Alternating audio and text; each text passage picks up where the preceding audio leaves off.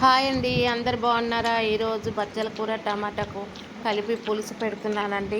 చూసేయండి. ఆనియన్స్, పచ్చిమిర్చి, కరివేపాకు, టమాటాలు కడిగి పెట్టుకున్నాను, కొత్తిమీర, బచ్చల కూర కడిగి కట్ చేసి పెట్టుకున్నానండి.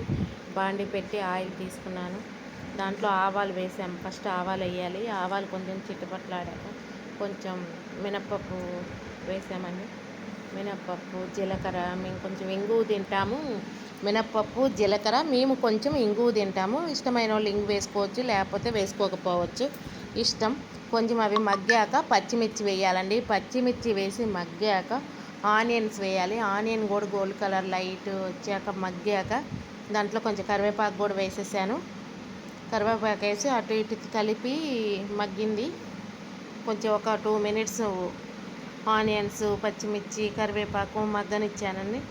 మగ్గాక దాంట్లోకి ఫస్ట్ నేను మూత పెట్టి తీసి మగ్గినవి దాంట్లో కొంచెం బచ్చల కూర వేసేసానండి.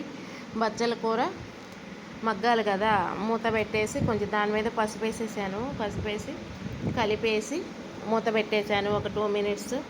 చక్కగా బచ్చల కూర మొత్తం మగ్గిపోయింది. ఈలోపు నేను టమాటాలు కట్ చేసుకున్నానండి. కొత్తిమీర, టమాటాలు కట్ చేసుకొని బచ్చల కూర ఒకసారి మూత తీసి కలిపేసాము. చక్కగా తయారైంది, మగ్గింది. మళ్ళొకసారి మూత పెట్టాను. ఒక 2 మినిట్స్ మగ్గుతుంది, బాగుంటుందని. ఇలా దగ్గరికి వచ్చేసిందండి. చేసినప్పుడు ఎంత ఉంది, ఇప్పుడు చూడండి ఎంత ఉందో. దాని మధ్యలో గుంటలాగా చేసుకొని టమాటాస్ వేసేసాను. టమాటా వేసి కలిపేసి టమాటాలు కూడా చక్కగా దాంట్లో ధనియాల పొడి ఒక స్పూను అల్లం వెల్లిపాయ పేస్ట్ వేసి కొంచెం సాల్ట్ కూడా వేసానండి. తగినంత చూసుకొని సాల్ట్ వేసుకోవచ్చు. కలిపేసి కొంచెం లైట్గా అటు ఇటు కలిపేసి మూత పెట్టేసామండి. ఒక 2 మినిట్స్ 3 మినిట్స్ మూత పెడితే మగ్గింది. ఈలోపు అన్నం వార్చుకున్నానండి. గజ్జిలో కొంచెం సాల్ట్ వేసుకొని తాగుతున్నాను. ఈలోపు మగ్గిందండి. ఒకసారి మూత తీస్తే వాటర్ చూడండి ఎలా వచ్చాయో. సాల్ట్ వేసాం కదా, చక్కగా ఆ వాటర్తోనే ఆ కూర అంతా మంచిగా మగ్గిపోద్దండి.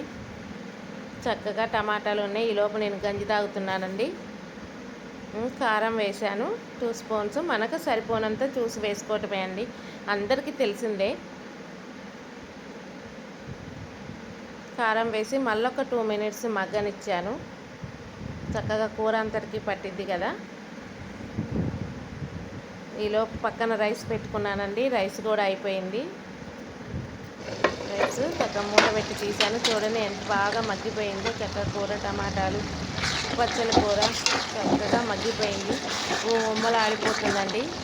ఇంకా తినటానికి అన్నం కూర రెడీ అయిపోయింది. ఇంకా తినటమే ఆలస్యం. చక్కగా